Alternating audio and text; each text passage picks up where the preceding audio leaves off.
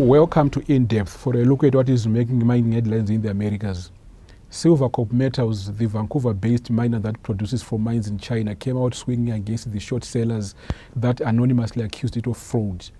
Armed with a forensic report from KPMG, the company says it now has concrete proof of its integrity. Mining Week's deputy editor for North America, Matthew Hill, joins me to give us some insight about them. Matthew, why did Silvercorp hire KPMG to do this investigation?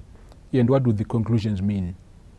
Yeah, well, basically Silvercorp first received allegations against it, saying that it had been conducting fraud and it didn't have the revenues that it said it does, and all sorts of things really. In an anonymous letter that was dated August 29th, it says it received it from its auditors on September 1st and then announced this to the market on September 2nd, refuting all the allegations quite strongly, and it went in depth to do so, provided documents like bank statements, tax filings, that sort of thing, to try and disprove what the anonymous authors of this letter said. Still, it saw its share price plunge on the news. I think there's been a lot of anxiety developing in amongst North American investors towards companies that have assets in China but are listed here, because there have been a few cases of fraud allegations where the companies still haven't recovered from those. Case in point being Silvercorp, which has forestry operations in China but's listed on the TSX and New York Stock Exchange. Allegations of fraud first emerged against that company earlier this year. Still hasn't recovered. Actually, its shares are suspended on the TSX as I speak, and its chairman and CEO fell on his sword. So there really has been a lot of skepticism in the North American markets towards China, companies with assets in China, and I suppose Silvercorp really found itself a victim of that anxiety more than anything else. And really, the initial letter came in early September. That was followed up by another report making all sorts of fraud allegations, also written by anonymous authors, but posted on a website called alfredlittle.com. Then that drove Silvercorp's share price down even more. No matter what the company said, it seemed as though the market was quite skeptical. Then the authors of the first letter, or people claiming to be the authors of the first letter, posted another report on Silvercorp, making some additional allegations on a website called ChinaStockwatch.com.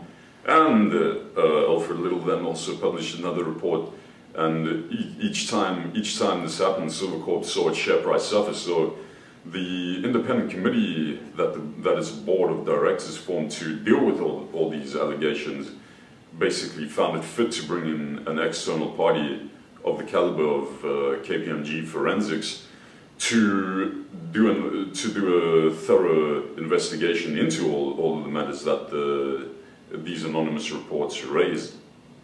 And basically, after spending what Silvercorp says was over 2,000 hours on this investigation, visiting all the regulatory authorities in China, checking that everything matched up with the books that Silvercorp's published, they delivered a 200+ page report to Silvercorp, which the company says effectively vindicates it, clears its name, and everything is as it says it is.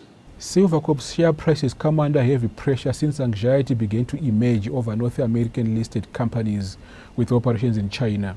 How has the market responded to the report's findings? Well, when Silvercorp first published the much anticipated KPMG reports, conclusions of findings last week, the company saw its share price shoot up quite dramatically. Two levels to levels higher than what it was before it initially published the well, when it announced that it had received the initial allegations.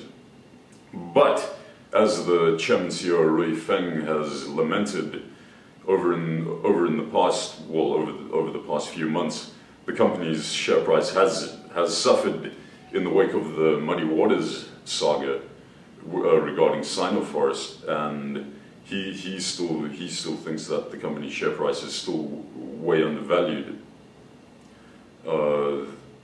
And even though it has risen quite significantly since it published the findings of the KPMG report, I think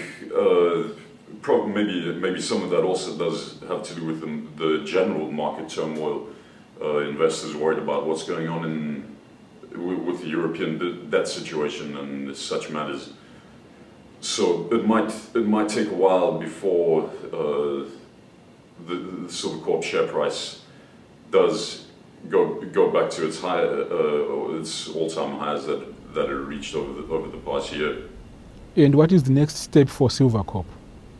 Well, basically, the company says now it's vindicated itself, and it wants to go after the people who wrote these anonymous reports. Last month, it already filed a court case in New York State seeking damages for the share price decline that these reports caused, and basically they name a few John Does in the court case seeking damages between $10 and $100 million,